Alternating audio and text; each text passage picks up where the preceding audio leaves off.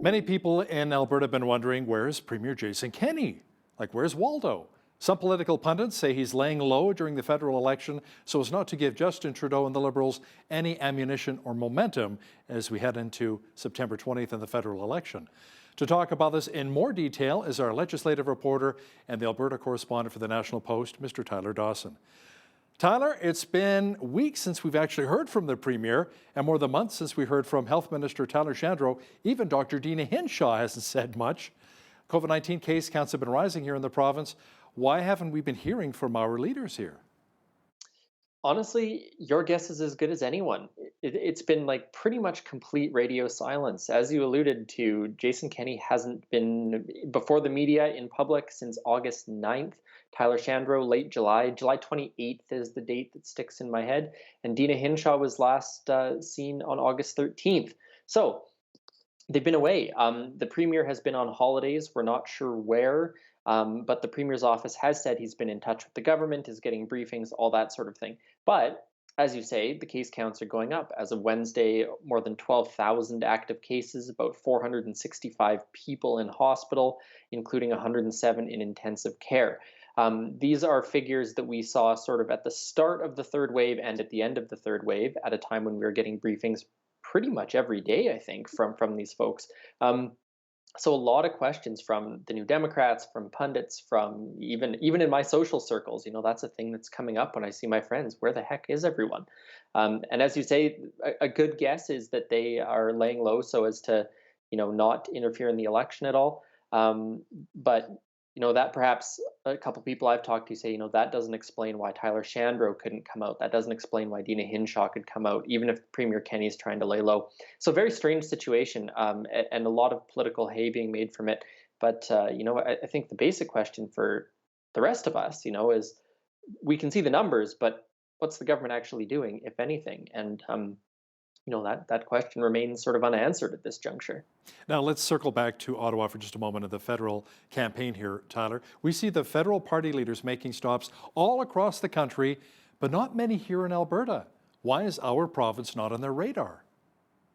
It is a really interesting phenomenon. I mean, if you look at 2019, the last time we had this, Alberta was an election issue. The province was an election issue. There were huge issues about Western alienation. There was pipeline politics. There was the tanker bill and the pipeline bill that were C-69 and C-48 that were so controversial at the time. Premier Jason Kenney was campaigning alongside Andrew Scheer when he was here. Trudeau stopped here a couple times. It was and there were battleground ridings. They all ended up going to the Conservatives, except for one in Edmonton. But Alberta was like this huge factor, it felt like, in the 2019 election. And that doesn't seem to be the case right now. I think in part, it has been in a little bit. When there was some daycare discussion, for example, Trudeau criticized Jason Kenney's government for its negotiations over daycare. So it's come up in like bits and pieces here and there, but it doesn't feel like, we're a priority right now, perhaps. That may change, but for the moment, it's been very, very quiet, at least in terms of what the federal leaders have been up to. I'm wondering at the same time, maybe the Justin Trudeau Liberals are thinking to themselves, well, forget about Alberta, forget about Saskatchewan. We were shut out last time. And the Tories probably think, well, that's a lock for us anyway. So let's focus in on central Canada, where a lot more of the seats are heading into the federal election. Tyler, kids are back in school, and our Education Minister, Adriana LaGrange, said the province has a plan in place to help students and teachers feel safe. Now, there will be in-school vaccination programs for students beginning September 7th, and officials will be monitoring cases in our schools?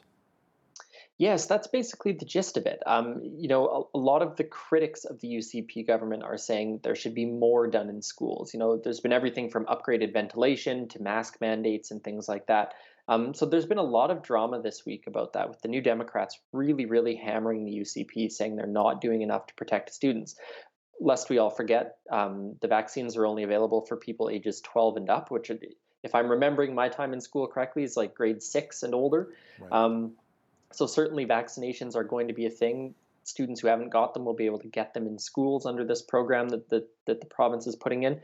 But it's been a really a hot topic this week. And it sort of links back to the question, or the first thing we talked about people feeling reassured or not about what the government is doing. So the school thing, big question. And of course, everyone is hoping that there aren't going to be outbreaks among school-age students. But certainly if something like that does happen, I think that will very quickly and very dramatically change the way the government is responding.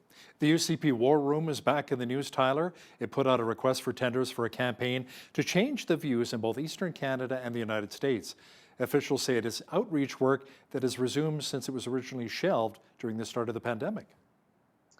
During the pandemic, at the start of the pandemic, in fact, the War Room was basically shut down, and a lot of its money was sort of redirected to COVID related advertising.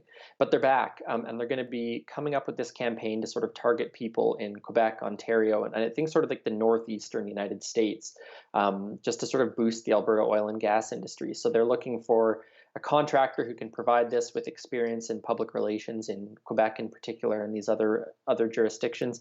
No price has been attached to this. That'll be sort of up to the bidders apparently to suggest a price for it. But it's just notable that the War Room is firing back up after being pretty much non-existent for the last year and a half. And I mean, in large part, hasn't made a massive splash, I wouldn't say, since 2019. So I guess we'll see what they come up with this time and whether or not it has any significant impact on views of the oil and gas industry. Yeah, obviously with the War Room, their big focus are pipelines right now, helping Alberta's economy to recover. Now, speaking of which, Conservative leader Aaron O'Toole has pledged his support for our province's energy sector, Tyler, but Liberal leader Justin Trudeau is proposing $2 billion taxpayers' dollars to help workers transition out of the oil and gas sectors. One of the big catches on this, I was reading a news story that spoke to the Cold Lake mayor who said, yeah, this money's great, but what if you don't want to leave the oil and gas industry?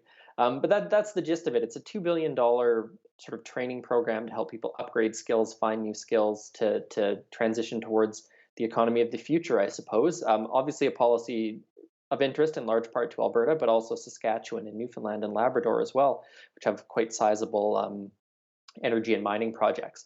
So that is, to refer back to the other thing we talked about, there is something that the federal leaders have been paying a little bit of attention to. So of course, we'll see if the Liberals form government again, what that program might look like, how many people avail themselves of that training, and whether or not the economy actually changes. Oil seems kind of hot right now. Tyler, Alberta's Finance Minister Travis Toews says thanks to the energy sector bouncing back, Alberta has more revenues, more money coming in. That means our province's $18 billion deficit projected in the February budget will be less than $11 billion, so that's good news. It is a bit of a shocker, I would say. It turns out that energy royalties and revenues are quite a bit higher than expected. So this came at a fiscal update on Tuesday when Finance Minister Travis Toews, it was the first quarter update, I believe, and looking at some of those projections. And yeah, like $10.5 billion more dollars than we expected, which obviously is a good thing for the deficit hawks among us. And Toews did caution, of course, that it's a bumpy road ahead still. We don't know exactly what's going to happen with the pandemic. There are obviously sectors of the economy that are not improving as rapidly, but certainly some good news, I think, from sort of the government finance side of things. Of course, they're still hoping to get spending under control, but also from the economic side of things, with the picture looking a little bit brighter than it did a few weeks or months ago. And many of us here in Alberta who have friends and family in the energy sector thinking, what might have been with Trans Mountain, with Keystone XL, what might have been, even more money coming into the provincial coffers. Tyler, former Wildrose leader Brian Jean went on a recent tear on social media saying Alberta needed its own version of the Saskatchewan Party. Well, we do have the Alberta Party, and they have a new leader. Who is he? His name's Barry Morishita, and he's the mayor of Brooks, Alberta. So he said basically that he's not going to run again for mayor. Of course, there's a municipal election coming up in, what's it got to be, 6 or 8 weeks at this point. And instead, he's going to take over the helm of the Alberta Party, which has very much been on the sidelines since the 2019 election, mostly leaderless. They've had a few announcements in terms of like shadow budget kind of things, but very, very low profile. And so he's basically said that he wants to, canvass Albertans, have a whole bunch of meetings before going ahead and developing some policy and platforms at a convention that'll happen at some point in the future. And what struck me actually about one of the things he said was that he doesn't want to be an especially political party leader, an especially partisan policy person, especially partisan politician, saying that basically Alberta is very divisive in terms of the New Democrats versus the UCP, and that there's presumably what he's getting at is that there's some room in the middle there for another party to try and make some room. And I don't think he's wrong about that. But it's going to be interesting, I think, to see if he's going to be able to make up some of the ground that the party lost over the last few years. Do we know what former party leader Stephen Mandel is up to these days? Have we heard? No, I don't think we have. I'm hoping he's enjoying retirement after a long career in the public sphere. Absolutely. Now, Tyler, even though Finance Minister Travis Taves and the UCP say that our economy is bouncing back, the NDP, the opposition party, doesn't necessarily agree.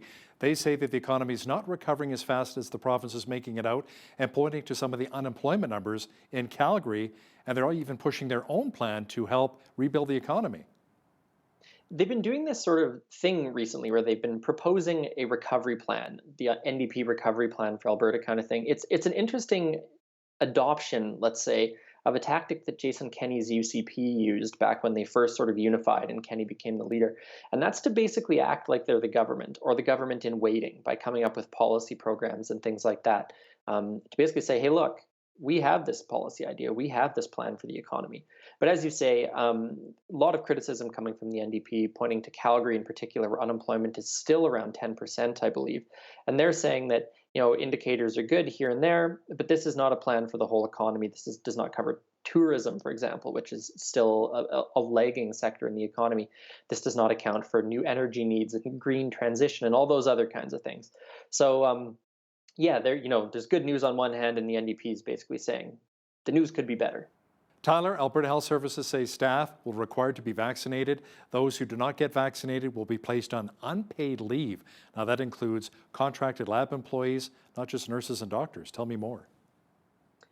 AHS made this announcement on Tuesday evening, and of course, this has been sort of a fraught issue in many sectors, and maybe notably during the federal campaign when Justin Trudeau said that federal public servants are going to need to be vaccinated.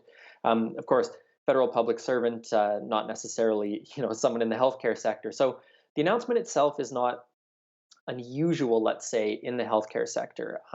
Quite often, nurses and things like that are not specifically required to get influenza vaccinations, but strongly encouraged, and they might be found other duties if they don't. They do have to have vaccinations for things like hepatitis and other inoculations. So in that sense, not super controversial, but certainly an update from AHS on what is going to happen with healthcare workers, both the ones sort of employed directly and these contracted employees. So just a little bit of news on that front, I think, at a time when a lot of people are thinking a lot about vaccine passports and vaccinations and things like that.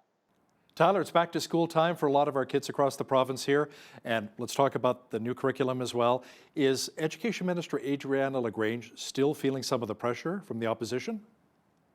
She is, and maybe more notably, she's actually got a little bit of blowback from within her own party. So Tracy Allard spoke up and wrote a letter to LaGrange about a week and a half ago now, and basically said there's been so little uptake of this curriculum by school boards that we can't really test it properly. We need to slow this down. We need to reconsult.